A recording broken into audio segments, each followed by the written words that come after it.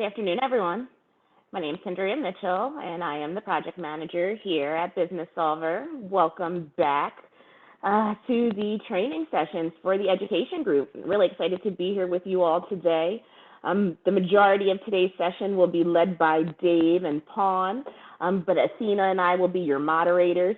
We definitely expect this, same as the overview sessions, to be interactive. So if you have questions during the presentation, feel free to put them in the questions section, and Athena and I will get back to you guys as quickly as possible.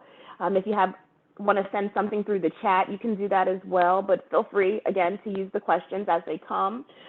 We will try to allocate a little bit of time at the end of the session to cover any questions that are outstanding, and Dave and Pawn will typically stop me during the midst of their presentations just to check in and see if we have any trending kind of questions. So with that, I'm going to turn over today's session to Pawn and Dave. Looking forward to you guys. Have a Hey, good one. Kendra, before we get started, can you point out the handouts that you posted and what those are? Oh, thank you, Pawn. So yes, in your handout sections, we did include a couple of attachments. So during the course of our sessions yesterday, we got a lot of questions about how employees are going to find out about our system, about the changes. So just wanted to let you all know that communications have started going out to your teams beginning on Monday, actually. So in the handout section, you'll find copies of the welcome letter that was sent. There's a version out there for the educators, and then there's a version out there for the local government. You'll also see an announcement flyer, which contains some screenshots for just how to navigate the system, and then also a flyer out there for how to download the mobile app. All things which Dave and Pawn are going to cover today. Yep. Oh, one other housekeeping item. As Dave and Pawn are going through their training, I know you guys are going to be eager to try to do some of the same things that they are doing. Please don't be alarmed if you are not able to. We do not have your full access turned on yet. We are not going to turn on your full access until right before go live. So don't be alarmed if you cannot click on the boxes that are being shown here today. Thank you, guys. Thanks for remembering that, Kendria. I appreciate that note. And welcome back, everybody. It's so good to have you here and ready for phase 3 of our training. You may recall me mentioning last time we spoke during the overview session that we have a 3-phase program for getting you up to speed to be an administrator in the Benefitsolver platform. Phase 1 was that initial overview class that we took together where we looked at the member experience and administrator experience. Phase 2 was the online training. We asked you to complete the basic navigation course in Benefitsolver through the platform. I trust everyone got out there and took that class. If not, hang in there. I think you'll still be able to follow along and enjoy and learn from today's presentation. Today is phase 3. And in phase 3, we want to go back and look at some of those things that you already saw in the online training. That online course is kind of a generic trainer, and we want to look specifically at how you will use those for state of New Jersey. So we're going to be looking at your interface and your tools and your tasks so that you'll be seeing exactly the things that you're going to be doing. Now, for everything that you see today, whether it's me or Pawn that's presenting, we have good documentation available to you. So there will be reminders, procedure notes. You can just enjoy and focus in on what we're doing and not feel like you have to take notes furiously as we move along, because all of this is documented. But we want to give you a look at the tools, what they look like, where they're located, and what they do. To that end, let's dive right in. I've got several things I want to show you today. Let's start with how to add an employee.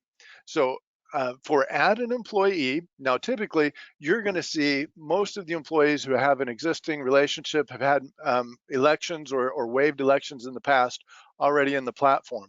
But on a go forward basis, I anticipate that you will have a need to be able to add employees. So I'm just going to go to employees, add employee. It's super easy. And on the screen that comes up, I'm just going to populate the fields that have a red asterisk. Now, a couple notes before I do that. First, I'm in a lower environment. This is not our production environment. This is all fictional information in a test area. And you'll see I have a generate test member. That's because I'm in a test environment. You don't get that in production. But I'm going to go ahead and add all the information. And again, this is just made up stuff, no real people in today's presentation. I'm going to add Ron ZZ test.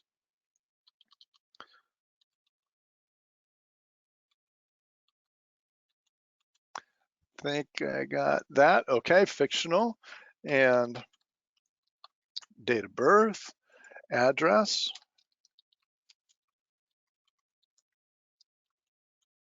Nope.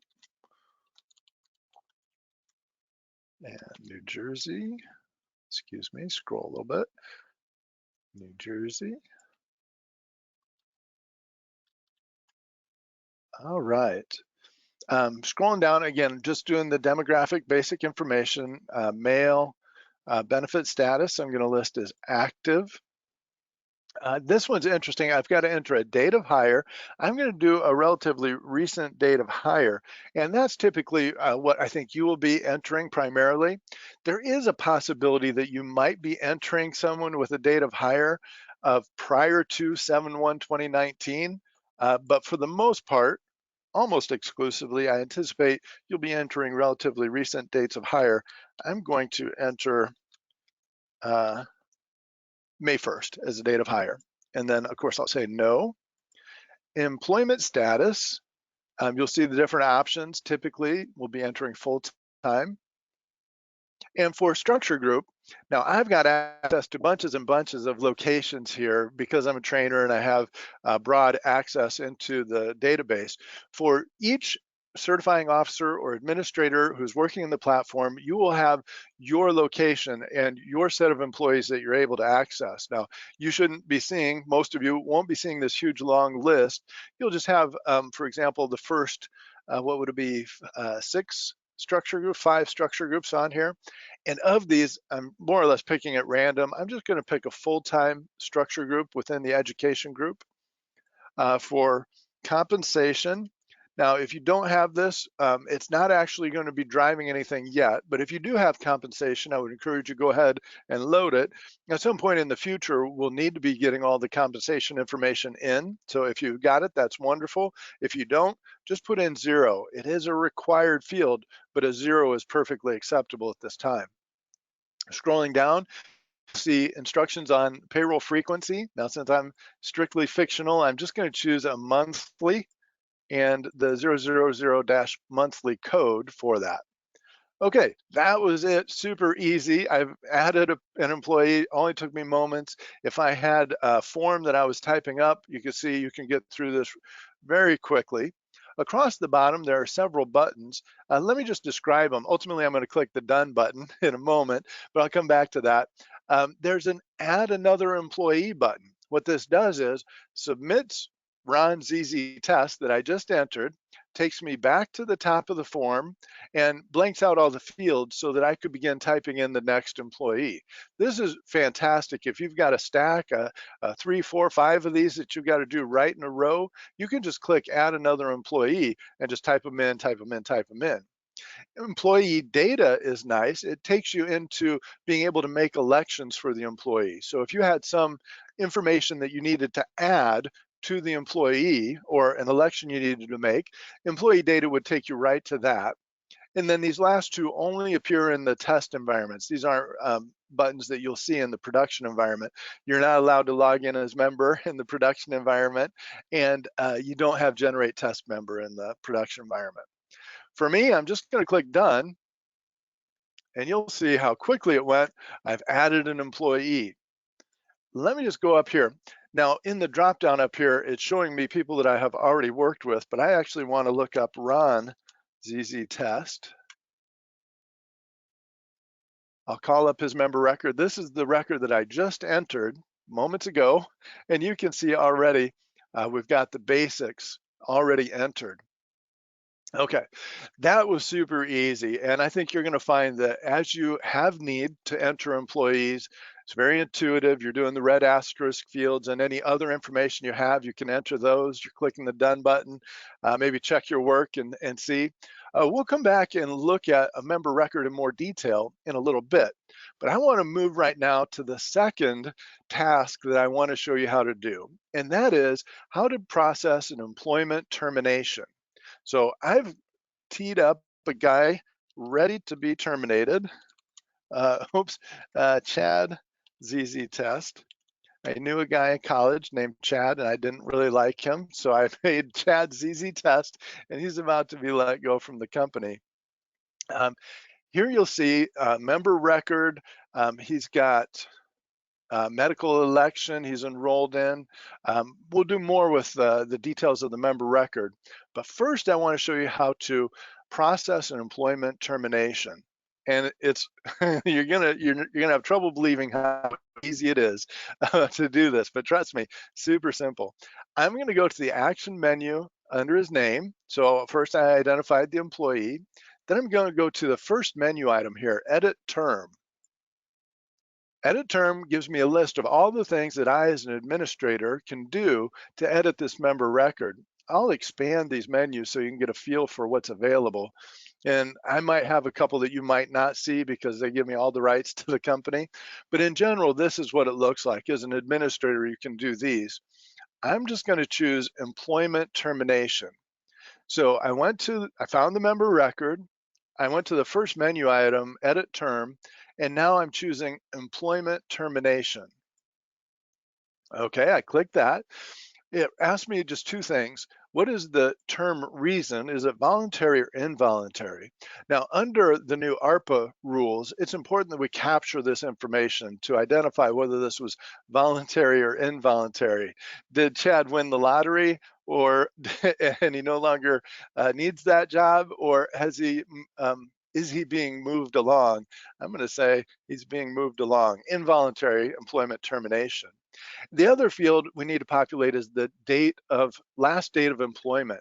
And I want to expand on this a little bit because, as I had mentioned in our previous session together, Benefitsolver is a rules-based system. We've built rules in here to define things like the termination date of each coverage.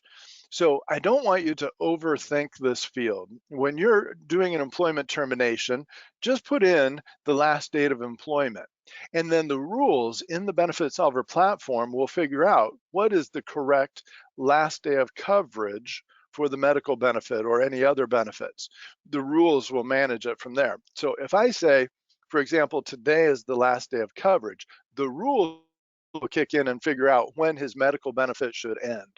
So don't overthink it. Don't try and figure out, well, I know he's got to be covered through the end of the month. Just put in the last date of coverage or excuse me, the last date of employment. And if I wanted to do today, I can just put in the letter T. Did you see that? That went really quick. I just put in the letter T and it gives me today. We've got a couple little shortcuts like that. T is today, the letter P is for previous business day, and the letter N is for next business day. So that's a little shortcut. Pawn might have some shortcuts for you when she's teaching the class, but that's my shortcut that I like to share with people. And if Pawn doesn't like that, she'll have to get her own a shortcut to share with everybody because I got here first. So we have a little competition between us. But Pawn, it'll be your turn in a minute. Just hang tight. Okay, I'm doing today for the date of termination and clicking continue. And it takes me into the review screen for the member record. Now remember, I'm processing an employment termination. All I've done so far is indicated I want to terminate employment. It's an involuntary and his last day on the job. Now, as I scroll down, you'll see the system and the rules in the system are doing all the work from here. All I've got to do from here is just confirm everything looks right. So as I scroll down, you'll see what's new highlighted in red. The date of termination I chose is here.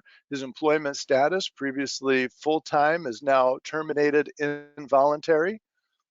And scrolling down, the cost, okay, that's it. That's already taken care of. But watch what happens next. I click approve. And there's the, oh, I know why. Because that pending transaction, there was going to be one more screen in there with his cobra dates, but his medical election was still pending. So that's my bad. And there would be, if he'd had a medical election approved, there would have been a cobra screen in there.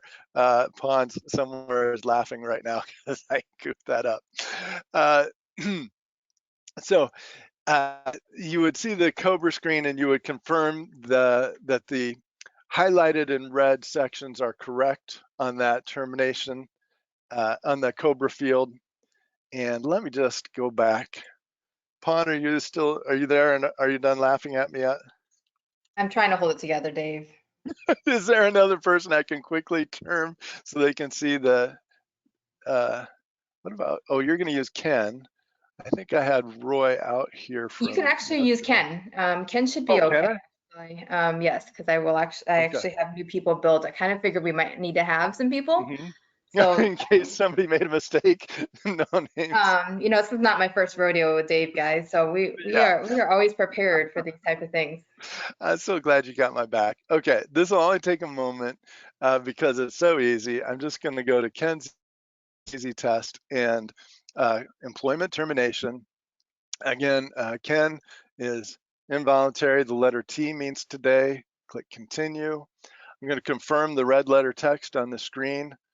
Here he's losing coverage. That's the thing I was looking for. And I'll click approve. And now we see the cobra screen. Thank you so much, Pon. And again, you're just confirming that this looks correct. Employment termination is the cause of the event. Here's the date. There would be an option for gross misconduct if that were the case, and whose coverage is being terminated and is cobra qualifying eligible. Now from here, the system is going to handle the cobra qualifying event notice. If they elect cobra, Benefitsolver is going to use the Benefitsolver platform to administer those cobra benefits. So that's it. I mean, that's really the deal. You've entered the crucial pieces of information and you've confirmed everything looks right, and that's it. That's how you process an employment termination. How'd I do, Pon? I mean, you recovered. Good job. Thank you. I need that positive feedback. Okay, let's continue back to the navigation of the administrator site. So I'm gonna go back to the home page. I'm logged in as an administrator, and I want to approach the next series of things I'm going to show you from the perspective of how do you answer member questions? So an employee has come to you with questions or concerns, and you want to be able to answer those questions. I'm going to show you the techniques that you will use most frequently when you're researching or looking for answers or addressing employee concerns. And it all starts with locating the member record. So if Ken ZZ Test comes to me and says, "Why did I get fired?" or I don't know, it's supposed to be Chad. No, just kidding. I would search for last name or some portion of the last name, SSN, the last 4 digits of the SSN, until I located the member record. And here's Ken ZZ Test. I'm just going to open that up. And I want to walk through the sections of the member record and highlight some of the elements you're seeing on screen. So you've already seen the action dropdown and the edit term. In a moment, I'll show you the history. You can see the cases associated with the member record.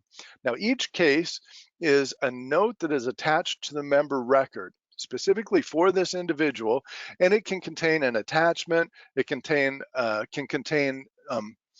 documentation of a conversation or a question or an answer that they received or some interaction with the employee. And in a little bit, I'll show you how to make one so that you can begin creating cases yourself. Below that, demographic information. This is all stuff that was entered when the employee was created. Employment information. As you're looking to answer employee questions, this is a great place to focus. As you scroll down, you'll want to check out, well, what's the story with Ken and his employment? You want to check his date of hire. You want to see, does he have a date of termination? Is he still full-time or is he terminated? And what location is he in?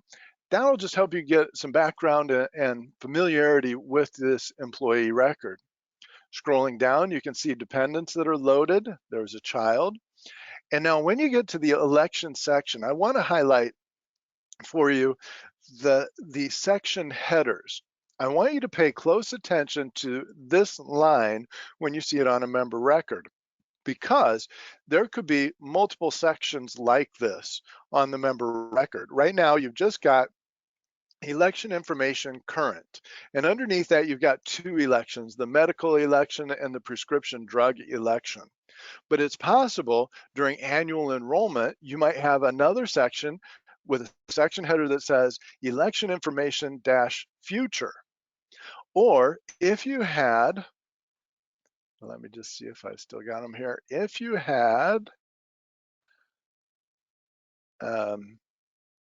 pending coverage, not on that guy. It must have been, oh, there we go, Ron. If you had pending coverage, nope, it wasn't Ron, it must have been Chad.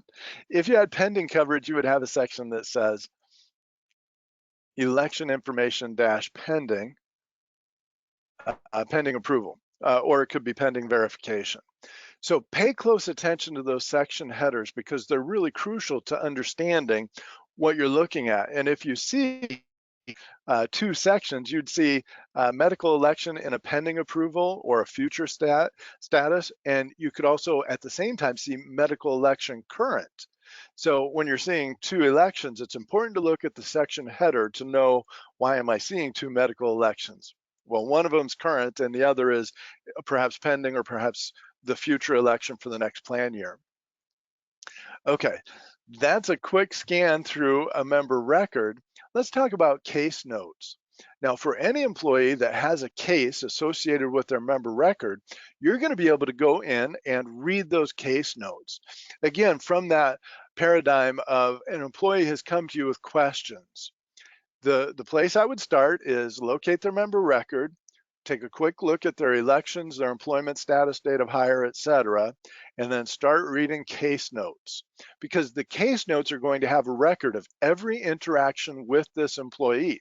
So if Chad's Easy Test is coming to me with questions and I don't know anything about it, I can quickly get up to speed just by reviewing the case notes. I'm going to go here and expand and then just take a look. It'll be the most recent ones on top, and going back in time as you scroll down, you'll be able to quickly read through and get up to speed on, has Chad been here 3 times and gotten the same answer all 3 times?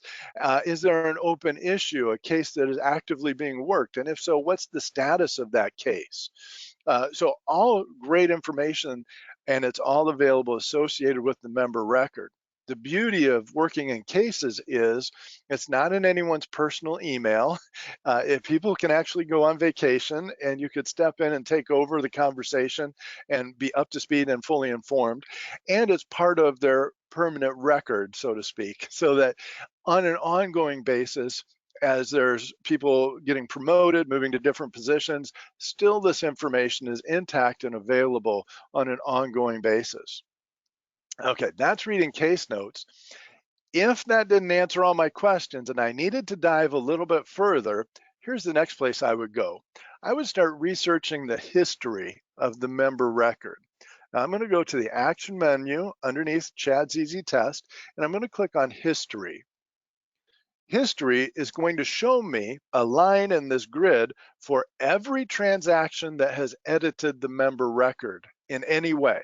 So anytime that the member record has been changed in any way, you can see what happened here in the member history. Here's that employment termination that I processed just a little bit ago. It gives me the details of the transaction, including when it happened, what was the reason that it happened, who did the transaction, that was me. And then scrolling down, you'll see for every field in the database that was touched by this transaction, we record both the before and after value of that change. So you have complete transparency for your employee population that you have access rights to view their member records. You're going to be able to see everything that was done associated with this member record.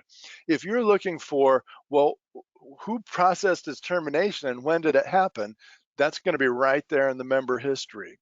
And you'll see the previous and next buttons. You can walk back through, I think this employee had 3 transactions. You can walk back in time through those 3 transactions and see all 3 of them right there. Okay, and more obviously in the real world. let's go back to the member record.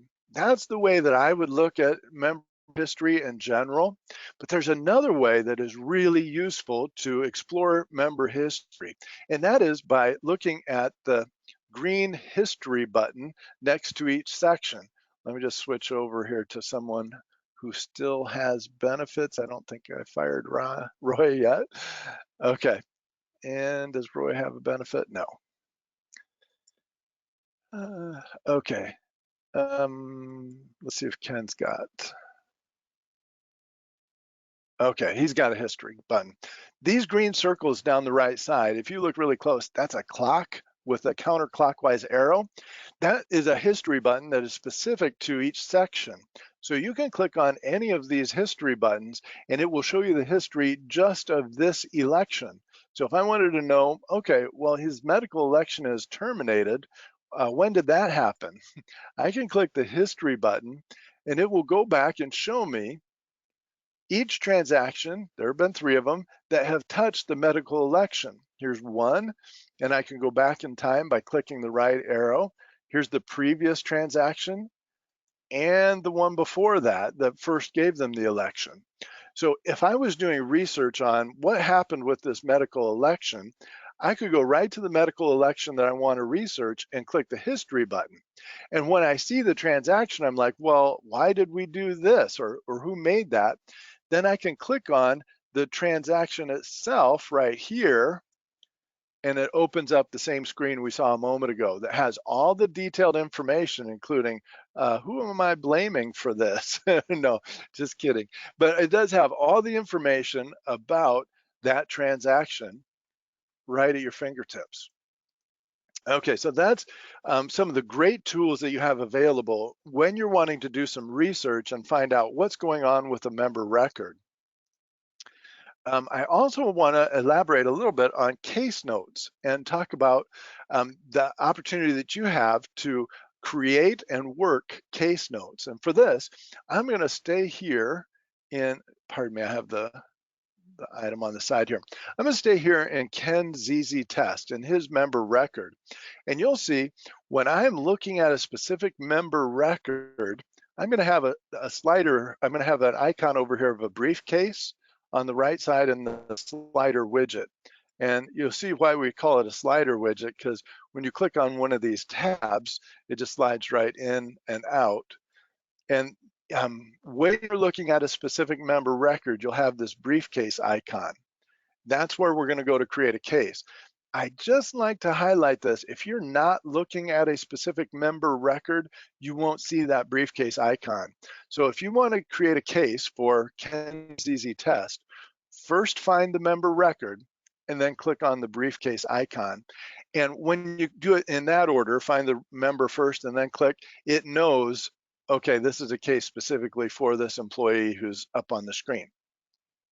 Let me show you how to create a case. It begins by choosing the reason or disposition. Here, I'm going to pick more or less at random for the purposes of the demonstration, but you can scroll through and familiarize yourself with the different reasons or dispositions. I'm going to choose information related to new hire as my reason disposition.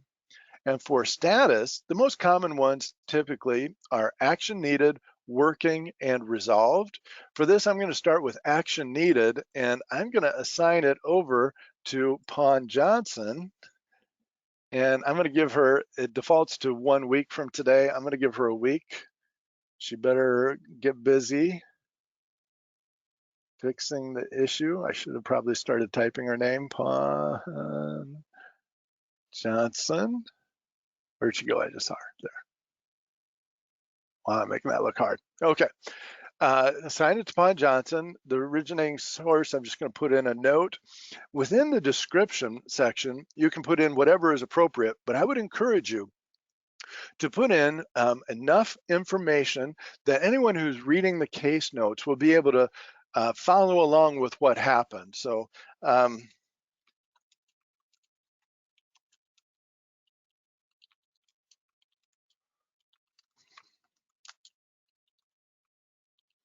and enough information there. So if it was processing dependent verification, answering an employee question, I would encourage you to enter enough information that if someone stepped in and took over assisting Ken with his questions, they would be able to see what questions he'd already asked and what answers he was given, or what was the disposition of that visit.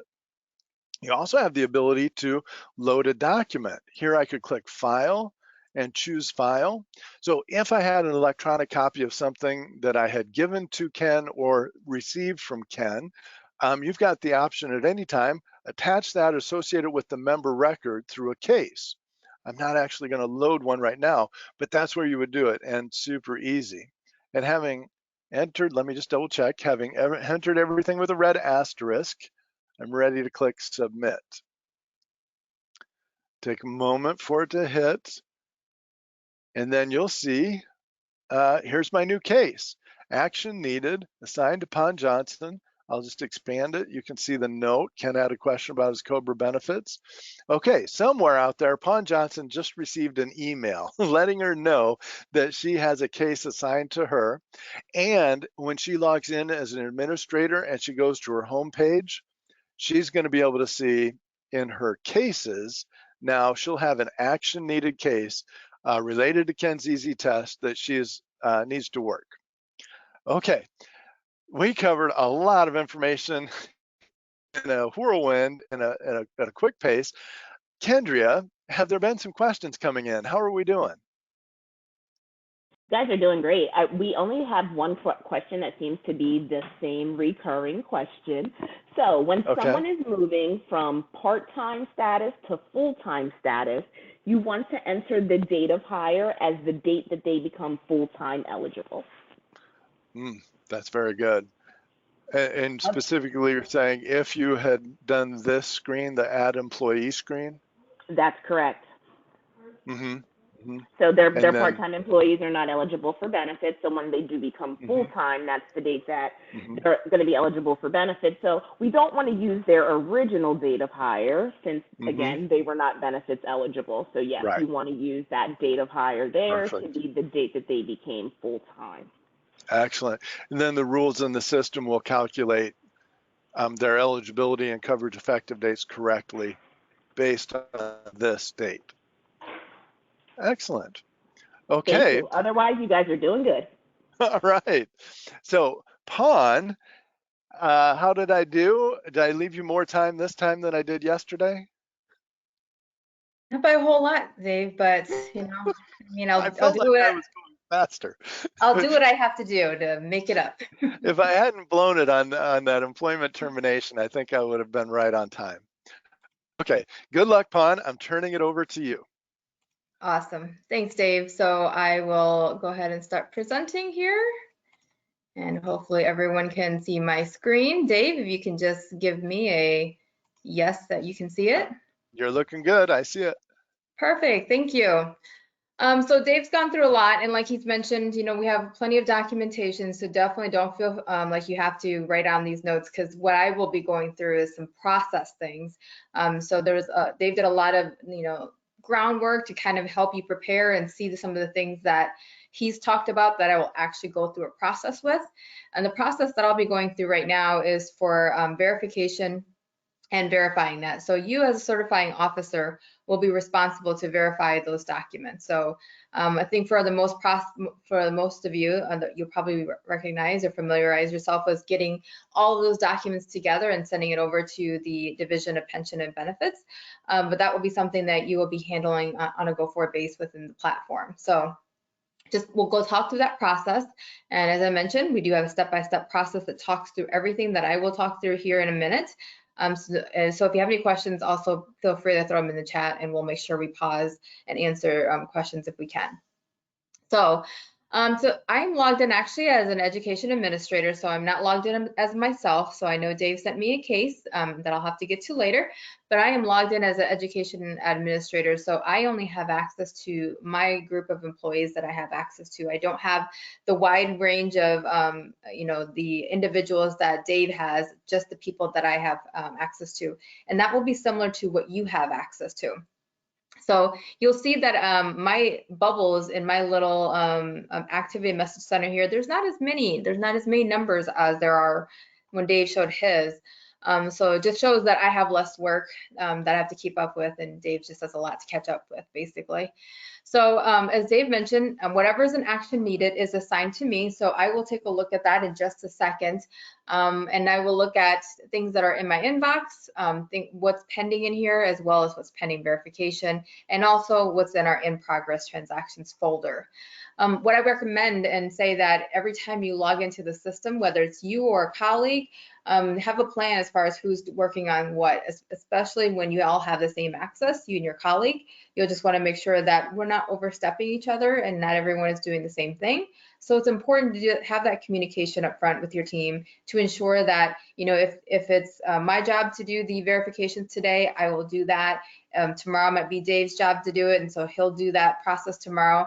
But you'll just want to make sure that you're not both doing the same thing at the same time. So first thing we'll go over actually is my inbox. And in my inbox, you will actually see this is where documents that our employees that are uploading, whether it's event verification or dependent verification, they are uploading it into the system, and then it comes to the inbox, which then comes to whoever the certifying officer is for that employee. So I can see here, one of my employees, Linda Test, has submitted some documentation. So if I click on Linda's name, I can see that she's labeled it as marriage certificate. I can pull it up. I just won't do it here because it's really just a document that says marriage certificate. But I can pull it up and I can view it and see if, this looks legit, if this looks good. And then I can, go ahead and process that. So what you may run into is that maybe it hasn't been worked in a couple of days. So maybe there's more people that have all submitted their documentation at the same time. So right now there's just one person, but maybe there's 10 people that have submitted documents.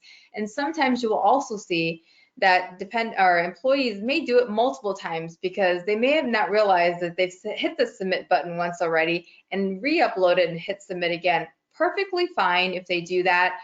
We can go ahead and get those archived and just really need to attach the one document that they have, essentially if they're the same documents, but you'll want to validate that they're not uploading multiple additional documents, that they're really one and the same if they are showing multiple times. So going back to Linda, I will click on that. So I'm going to do what I consider is triaging.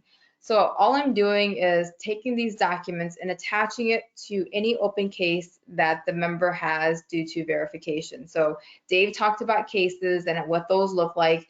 So essentially, when employees come into the system and they do a verification transaction, whether that's events verification, like loss of coverage, or like birth and marriage for dependents, we will need to open a case for them, and the system automatically does that as soon as they are attaching a dependent, and then it essentially opens up that case for them.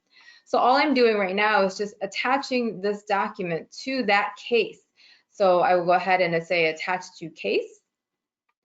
And then you'll see it says select a case, and I will click on the drop down, and you can see there's only one option for me because there's only one case that's actually open for her.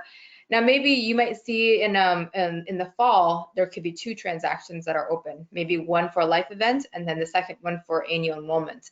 So just know that there could be multiple, but you will never see a case that isn't attached or belong to that employee. And also just take note too that potentially there could be no cases that are listed out here, and that's because maybe someone inadvertently closed it out and really didn't mean to, and you didn't get a chance to attach the case. Or maybe the case is already resolved and Linda is still setting documentation because she never got the notification that it was resolved and is good to go.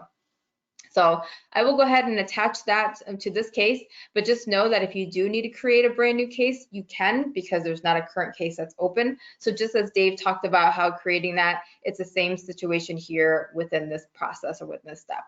So I'll go ahead and click on that case.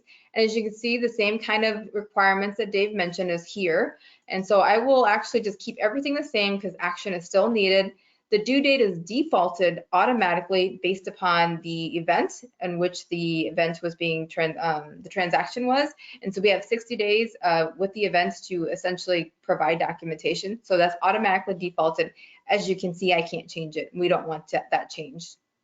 And then I'm going to assign it to somebody for somebody to work it. So I'm just triaging, and Dave's going to actually work this. I'm just going to triage this for him. So I just come in the mornings, and my job is just to triage all these documents for Dave to work later on.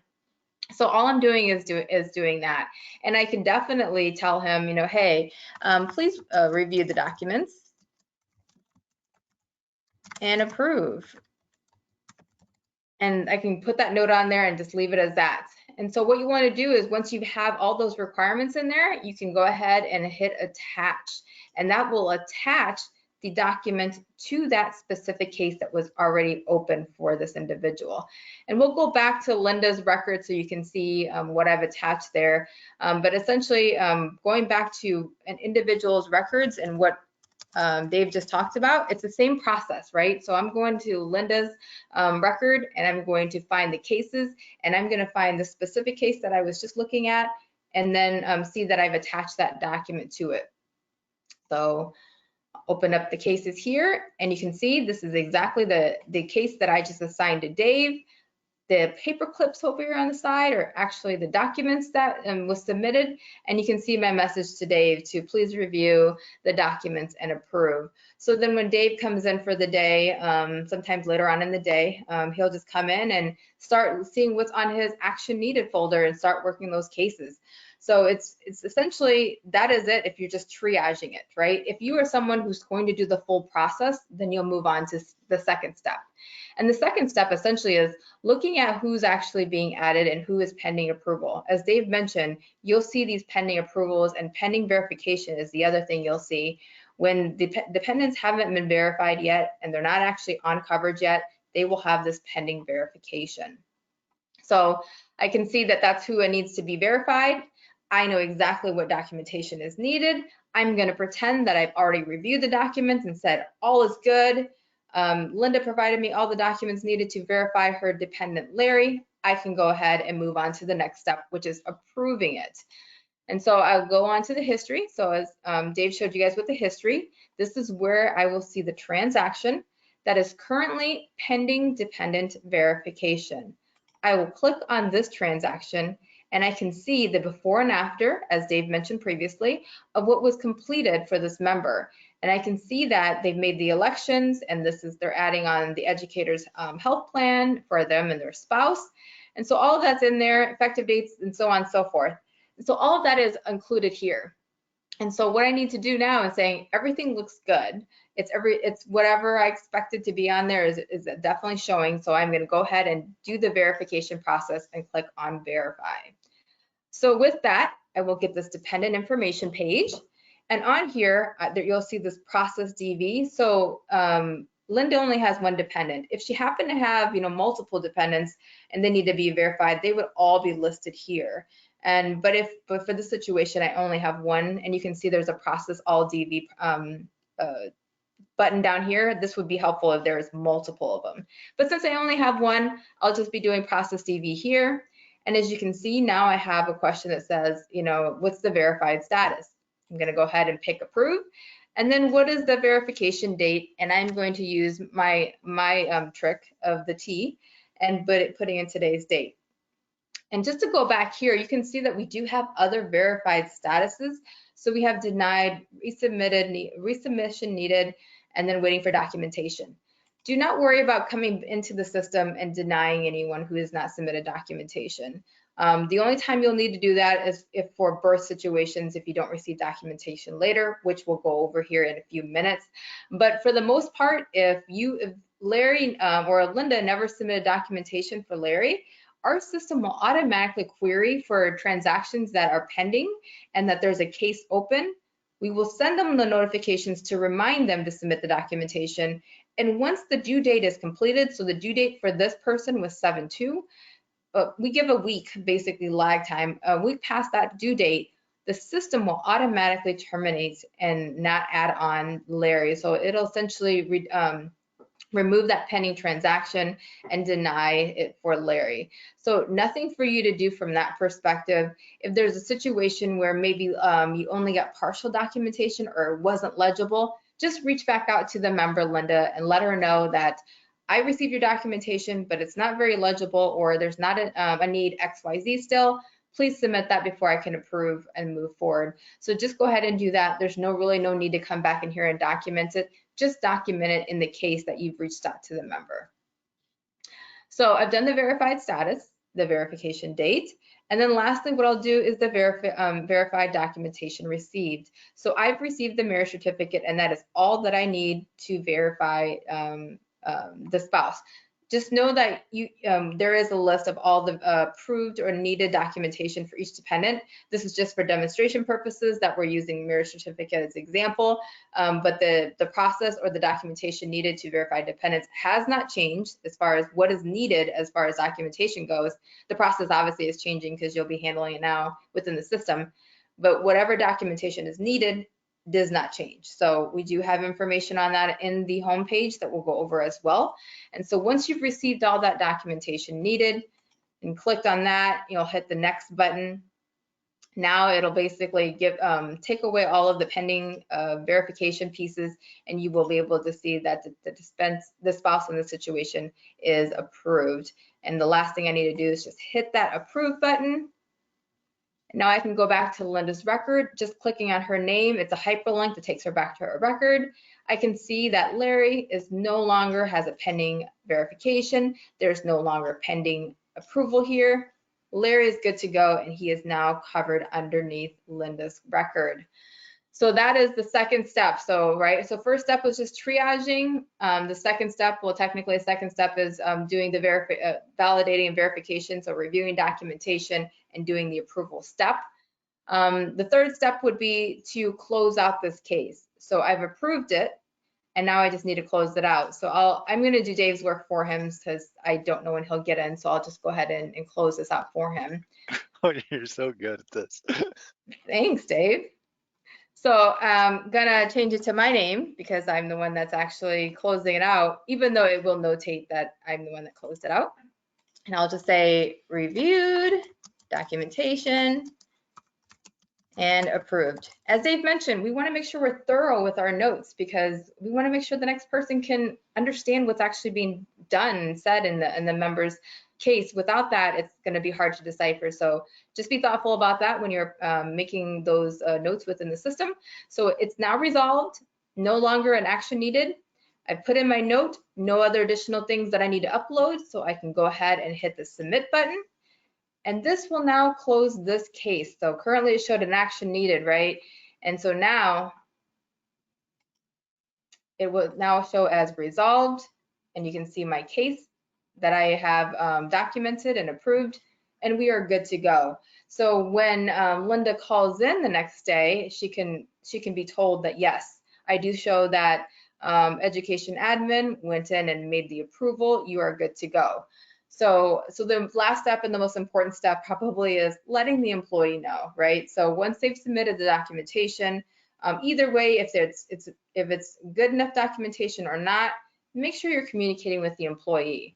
Now we do have a way to communicate to the employee within the system, and what I'll show you next is where we can do that documentation or send out that communication.